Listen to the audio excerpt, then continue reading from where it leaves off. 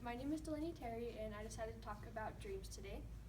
I decided to talk on dreams so I could inform people about how interesting dreams are, and this speech is intended to help the audience realize that dreaming is a very interesting process.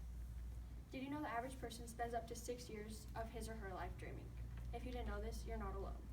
A lot of people dream, but they don't really take the time to think about it.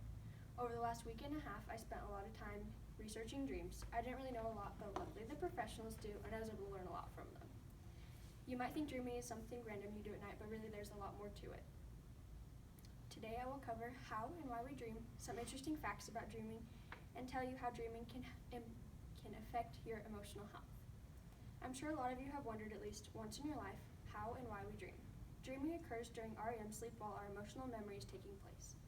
In the article, How Dreams Work, the author Leanne Oberger states, although most dreams do take place during REM sleep, more recent research has shown that dreams can occur during any of the sleep stages. According to Oberger, there are 5 stages of sleep. Stage 1 is a very light sleep. During this, your muscles slow down. During stage 2, your breathing pattern and heart rate begin to slow down, and during stage 3, your deep breathing starts and your brain begins to generate delta waves. During stage 4, you are in a very deep sleep where little to no muscle activity occurs, and in stage 5, REM sleep begins and your brain waves speed up, causing dreams to occur. The cortex is responsible for the content of your dreams, while the midbrain deals with the emotions. We dream while the mind works through difficult, complicated, and unsettling thoughts, emotions, and experiences to achieve psychological and emotional balance. On February 10, 2016, Sussex Publishers published an article about why we dream called Dreaming. In the article, it says humans have puzzled over this question for centuries. According to the ancient Egyptians, dreams were messages from gods and prophecies.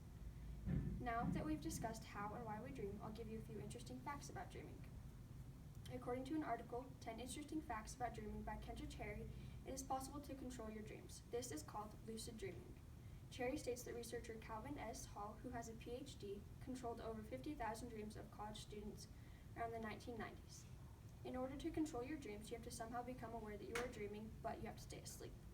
In lucid dreaming, you're aware you're dreaming, which makes it possible to control it. Some ways you can become aware that you are dreaming is to look at a book or a clock in your dream, and if you quickly look away and look back, and if the numbers or words change, you're dreaming. Another way is to lay absolutely still. If you wake up during REM sleep, which is also known as rapid eye movement sleep, you're more likely to remember your dreams. This is because dreams are most active during REM sleep, so it is more fresh in your mind when you wake up.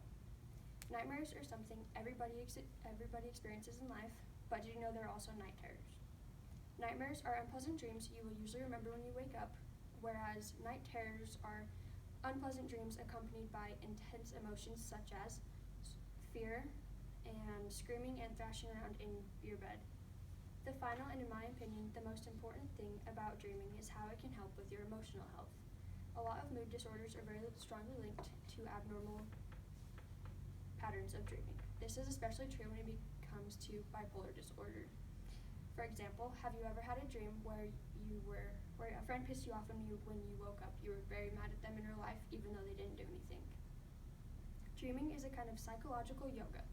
According to an article called Why Your Body Needs to Dream by Matthew Walker, dreaming enhances creativity and problem solving. In the article, he states, in one study, we tested this by waking up participants during the night during both non-REM sleep and dreaming sleep and gave them very short tests, solving Enneagram puzzles where you try to unscramble letters to form a word, such as goose, and it's all scrambled up. He then continues saying, when woken during non-REM sleep, they were not particularly creative. They could solve very few puzzles, but when we woke up participants during REM sleep, they were able to solve 15 to 35% more than when they were awake. Dreaming can also help you solve your problems. Some dreams have a certain meaning to them. For example, if you're falling off of a building, or anything for that matter, it could mean that you are feeling very anxious in your life or out of control of something. As you can see, dreaming is a very interesting process. You might think dreaming is something random you do at night, but really there's a lot more to it. Today I told you how and why we dream, some interesting facts about dreaming, and how dreaming affects your emotional health. Everybody dreams, but not everybody knows and why and how. I encourage you to share this information with others, and maybe next time you can even try to control your dream.